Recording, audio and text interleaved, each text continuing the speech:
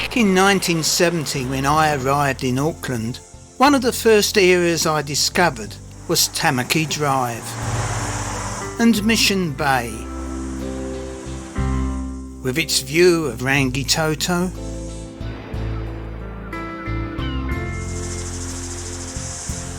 and from Mission Bay up on a hill can be seen a monument, the Savage Memorial at nearby Bastion Point, erected in memory of New Zealand's first Labour Prime Minister.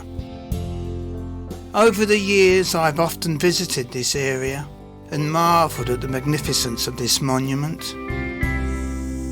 I've always found it a place of quiet and peace, in sharp contrast to the hustle and bustle of the London that I'd left behind. So who was Michael Joseph Savage?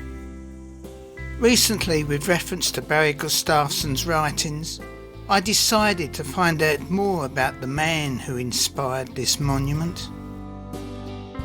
Born in 1872, he was the youngest of 8 children. Early days were tough, with close family deaths. Like many in the hard days of the early 20th century, he travelled around in search of work, turning his hand to many occupations. Eventually he became involved with the union movement and then politics. In 1919, at age 47, he was elected to Parliament, and in 1933 took over leadership of the Labour Party. Then in 1935 he became Prime Minister.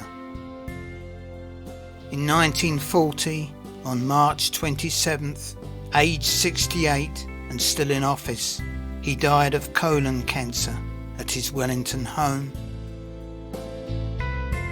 Following a state funeral, his body travelled back home to Auckland, with 20 stops along the main trunk line, so people could pay their respects. And now he lies beneath his memorial. His greatest legacy was the creation of our social security system, which nowadays we take for granted, and without which our lives would be very different. But all good stories have a twist, and this one is no exception.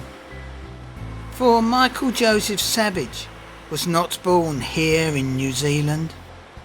Neither did he arrive across treacherous seas as an immigrant from some far-off European land, although his parents had originally come from Ireland.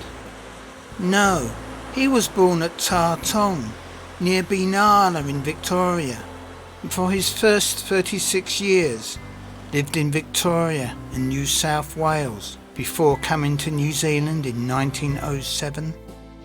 For yes, Michael Joseph Savage, one of the most loved of New Zealand's Prime Ministers, was actually an Australian.